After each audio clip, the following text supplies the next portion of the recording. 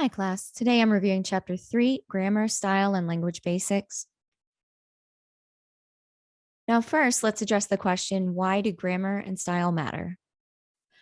Well, whenever you're writing, your words and how you arrange them act as a bridge between yourself and your reader. Whenever you follow common rules and guidelines, you're developing consistency and credibility that help your reader trust what it is you're saying. In other words, you're going to paint with words and create a picture for them using those sentences following grammar and style rules as the backbones for the information you're trying to get across to them. Now let's look at an example. This is from the beginning of an article called "Got an Invasive Army of Crawfish Clones, Try Eating Them." The author, Kate Connolly, starts out by saying, "Small, bluish gray and speckled, the marbled crayfish would be easy to overlook, except for the fact that it is likely to be coming to a pond or river near you soon if it is not already there." Now, when you read her description at the beginning, she's helping to paint a picture in the reader's mind of the crustacean she's describing, and continues by explaining that they're a freshwater species and that they've become the focus for scientists who like analyzing them because they are able to replicate so quickly. And of course, this quick replication is a problem they are also trying to address because it's an invasive species. Now, aside from her use of the word crayfish, she does use an incomplete sentence here in her second phrase. However, for this particular example, I want you to focus on how she's using descriptors. She's developing the idea of the crawfish, and she's describing it enough so even if you didn't have this picture here, you're able to understand what she's talking about, and hopefully to understand why this particular species is such a threat and why it's so invasive in areas where they don't have any natural predators.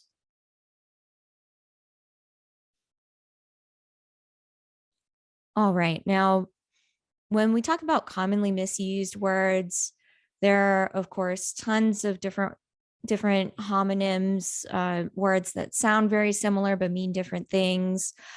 And maybe we're talking about are versus our. So the verb are, as in you are here, versus our, like our table, or complement versus complement, or effect versus affect.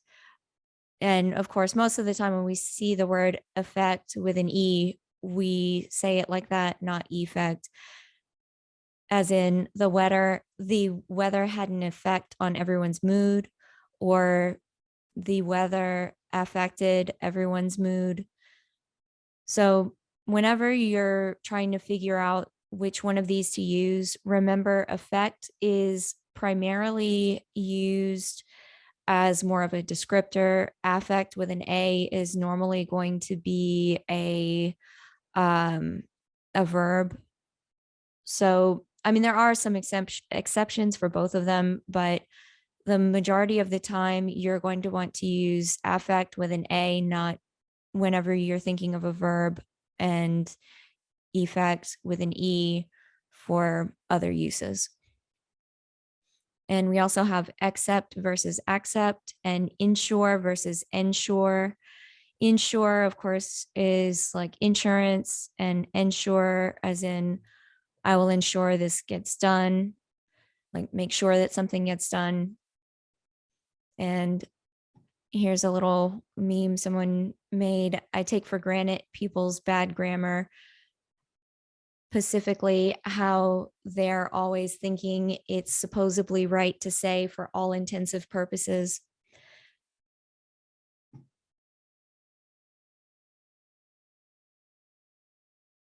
And some more commonly misused words, it's versus it's with an apostrophe. It's without the apostrophe is going to be possessive. It's with the apostrophe is the contraction it is. You have there, and there, then versus than, your versus your, and instant versus instance, principle versus principle. One of them runs a school, the other is an ideology.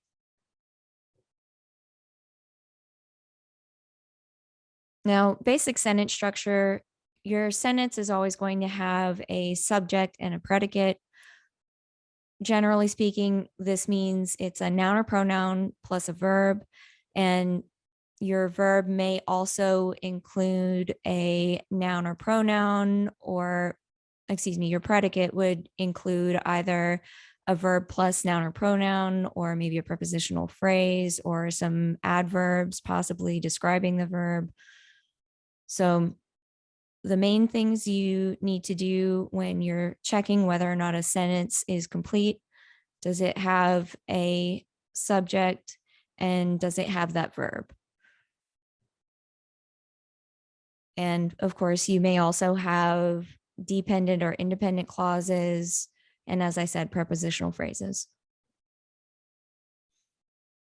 Now, active versus passive voice. When you're writing for media, specifically when we're talking about writing for the news, you want to use active voice as much as possible. Now, active voice is different than present or past tense. Tenses are a different thing.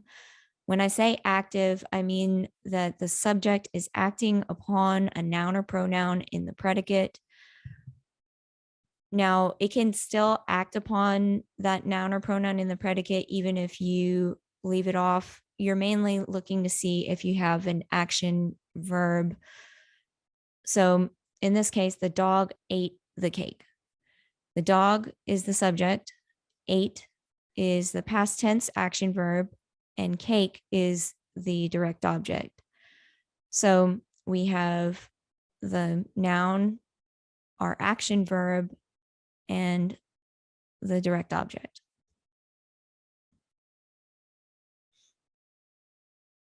Now, in passive voice, the subject is acted upon by a noun or pronoun in the predicate. In this case, if we were to flip that sentence, we would say the cake was eaten by the dog. Now, you can see this uses a lot more words. It's a little clunkier. We now have a prepositional phrase, whereas before we didn't have any of those things. So, see, the dog ate the cake, to the cake was eaten by the dog. In this sentence, cake is the subject and was eaten is the verb. Usually, if you are using a being verb, it's going to be passive voice. If you're using an action verb, of course, it's going to be active voice.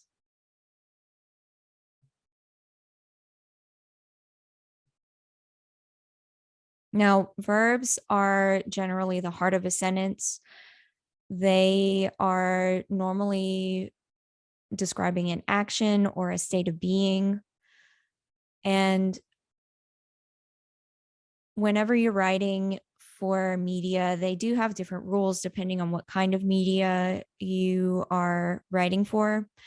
But for online articles, traditional newspapers, magazines, we're talking about past or future tense, generally speaking, because you're either talking about something that already happened or something that will happen in the future.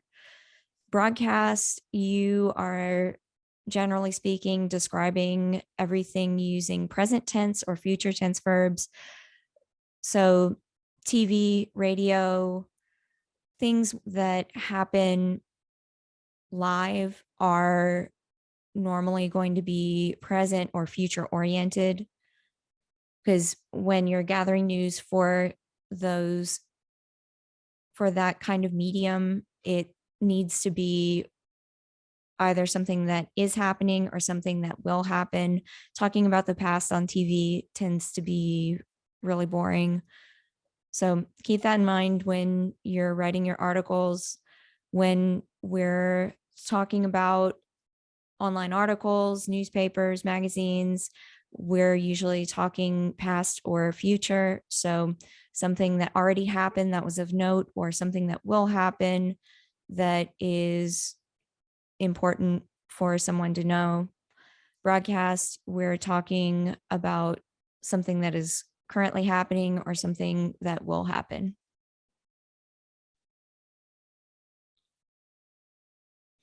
Now, transitive verbs show action upon someone or something, and these can be used in active or passive voice. For example, the Winterthur Museum sells reproductions of its treasures. In this example, Winterthur Museum is our subject, sells is the verb, and reproductions is the direct object. And then of its treasures is the prepositional phrase.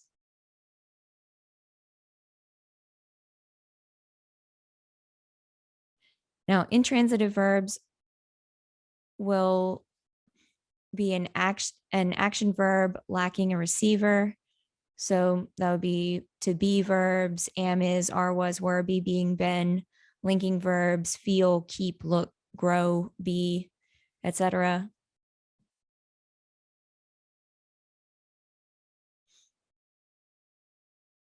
Now here's an example. The children played in the backyard, and the subject children played is the action verb, and in the backyard is the prepositional phrase describing where the children played. We don't need any more information outside of the children played. You might want to know, which is why we include the prepositional phrase in the backyard. So instead of answering what or whom, information after the verb answers a question like where, when, how, or how long.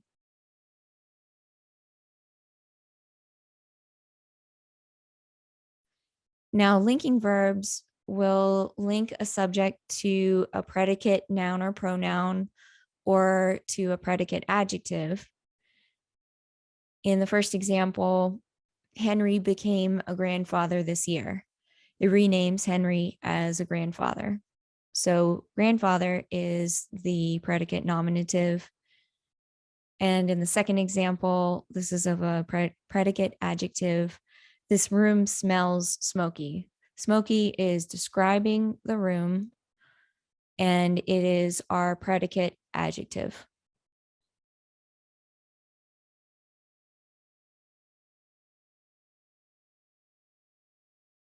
Now, prepositions will show the relation of a noun or pronoun to another word in the sentence. So to, of, off, between, at, with, beside, all of those are prepositions. And the indirect object is a noun or pronoun that answers the question for whom, to whom, for what, or to what. For example, Bill gave the ball to Albert. Albert is the object of the preposition to. And what did Bill give? Bill gave the ball. So Albert is answering the question, to whom did Bill give the ball? Now you can rewrite this with Albert as the indirect object if you write Bill gave Albert the ball. And in this way, we're able to eliminate a few words from the original sentence. And generally speaking, there's usually, if you find a sentence has a lot of prepositional phrases in it, it probably means that you need to look at the information, see if it needs to be split up into two or more sentences, or maybe rewritten so your information is described with fewer words. All right, let's look at essential and non-essential clauses or phrases. Now, what separates essential from non-essential clauses or phrases is essential clauses when they're removed, change the meaning of a sentence.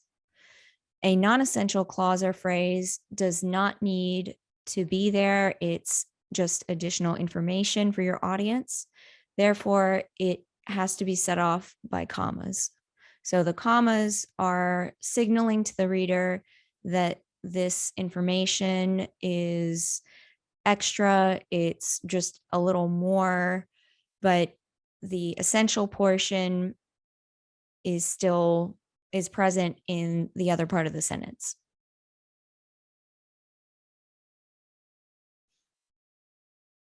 Here's an example of an essential phrase. We saw the award-winning movie Green Book.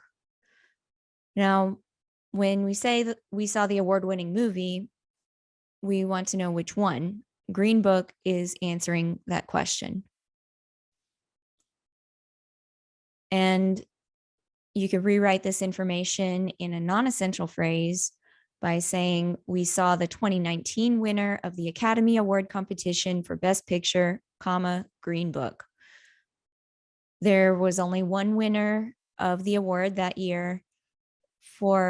So we know if we say the 2019 winner of the Academy Award competition for Best Picture, we know this person means Green Book. Here are some example clauses. An essential clause would be reporters who do not read the style book should not criticize their editors. The writer is saying only one class of reporters, those who do not read the style book, should not criticize their editors. If you were to remove the phrase, it changes the meaning of the sentence. So let's look at it. If this phrase is non-essential, then we would say reporters, comma, who do not read the style book, comma, should not criticize their editors. The writer is saying all reporters should not criticize their editors, and therefore the meaning of the sentence changes.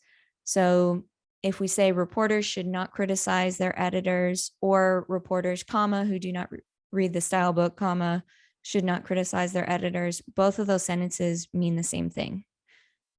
But they are obviously different from the same sentence without those two commas. That means that reporters who do read the style book do have the option of critiquing their editor.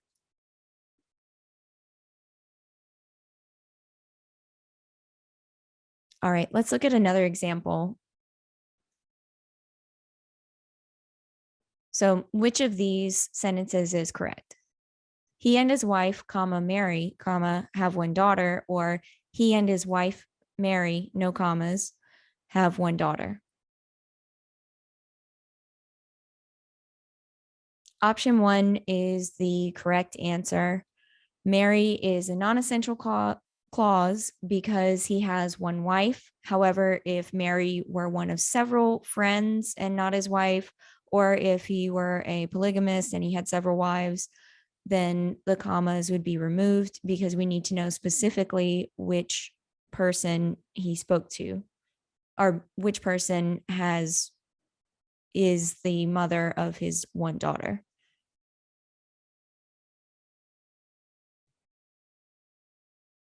An empty phrase is a cluster of words that fails to add information to a sentence.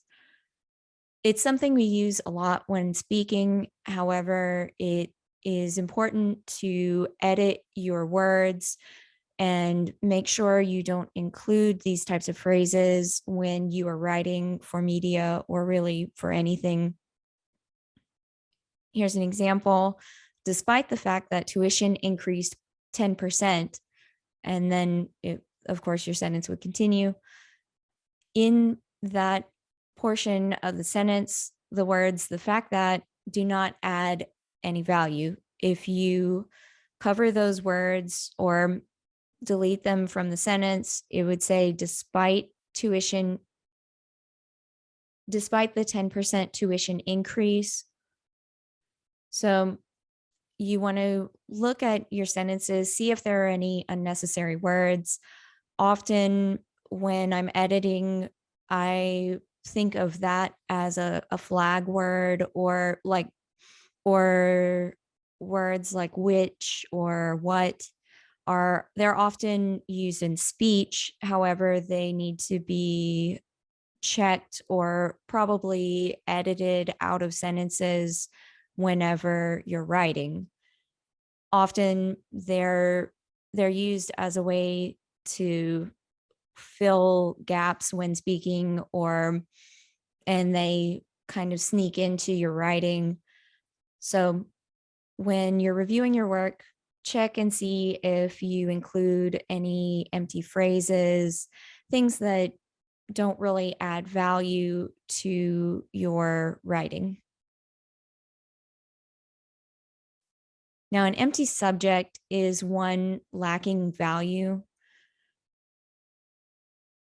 Traditionally, those sentences starting with there or it are often sentences with empty subjects, like there's an angry dog in the park. This could be written as an angry dog is in the park. So if you see those words, again, when you're editing, make a note and see if there's maybe a better way to express whatever information. And often it'll help you whenever you are looking to reduce your word count or tighten up your writing.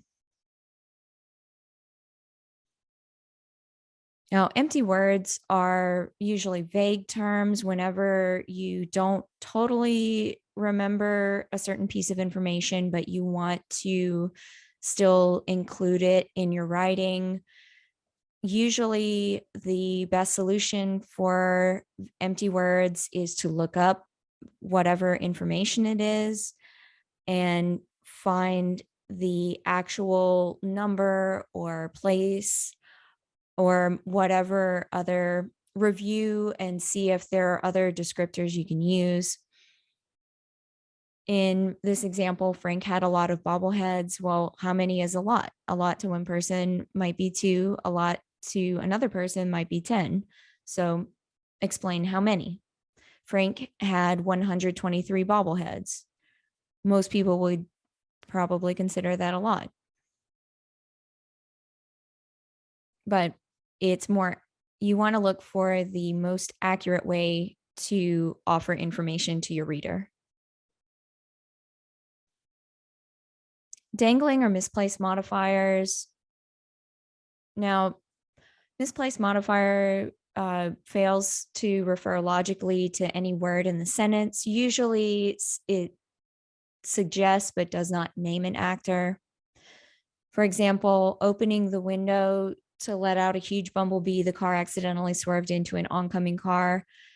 Now, unless you're watching the Pixar show Cars, the car is probably not opening a window. So you want to rewrite the sentence as when the driver opened the window to let out a huge bumblebee, the car accidentally swerved into an oncoming car.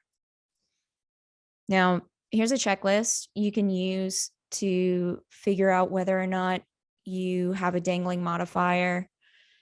Does an opening phrase suggest an action without naming the actor? No, no problem. Yes. Does the subject of the sentence name an actor? No, then you have a dangling modifier. You need to revise it. Or if the answer is yes, then you don't have a problem.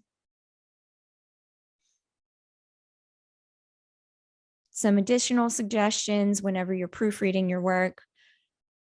Make sure that you are specific. You want to find your facts and numbers and any relevant dates, as well as names and titles. So whenever you mention someone you interviewed, you want to have their correct title, you want to have their first and last name, you want to include any important, relevant information about them.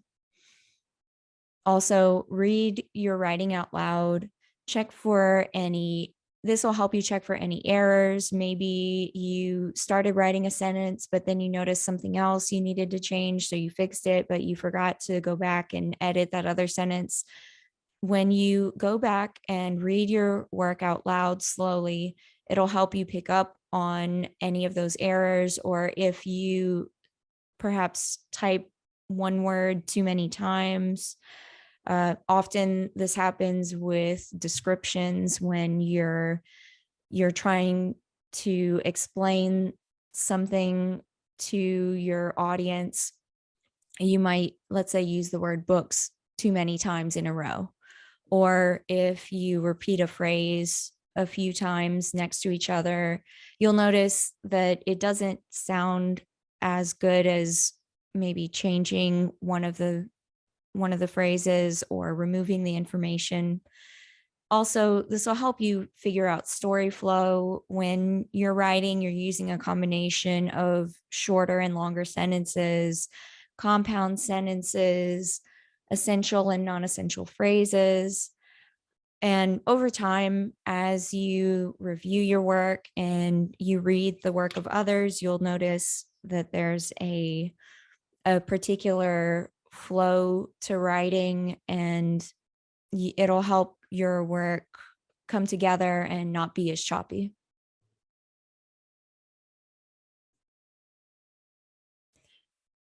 And here are a few other things I learned as a news writer. When you're discussing and whenever you're talking about an event, say it's the inaugural, whatever, not first annual. I saw that a lot when I would receive press releases from organizations. They were just starting a new program for something and they intended to have it in the future.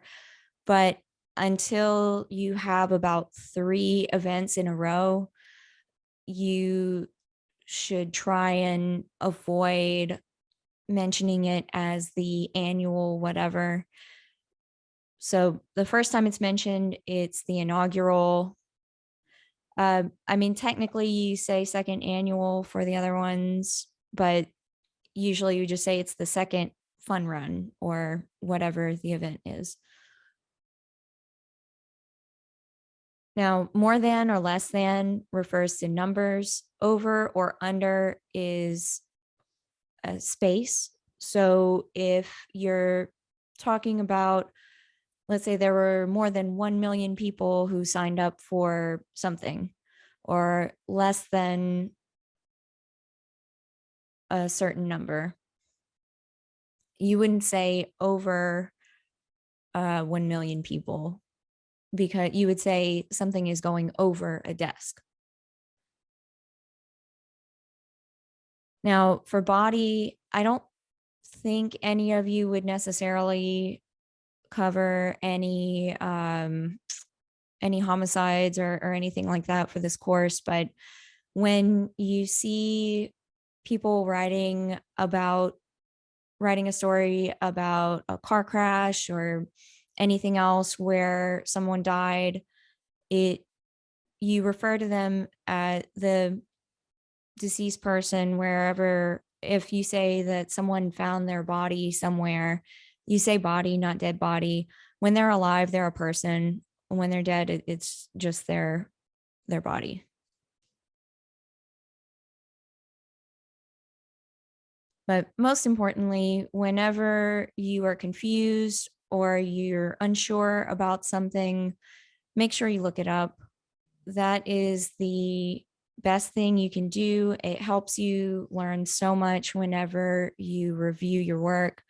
If you're unsure about anything, use your AP style book, use the Merriam-Webster dictionary, use any other resources you have available to you, and it'll help you to improve your writing and produce higher quality work. And a reminder, of course, your first 2 quizzes are due Monday, January 24th, and your chapter 3 quiz is due Friday, the 28th. And you also have your first chapter 2 writing project due. So go ahead and review the writing project video, and it'll help you understand a little more about what to do. And I also review creating APA references. And if you have any questions, send me an email. I'll see you later.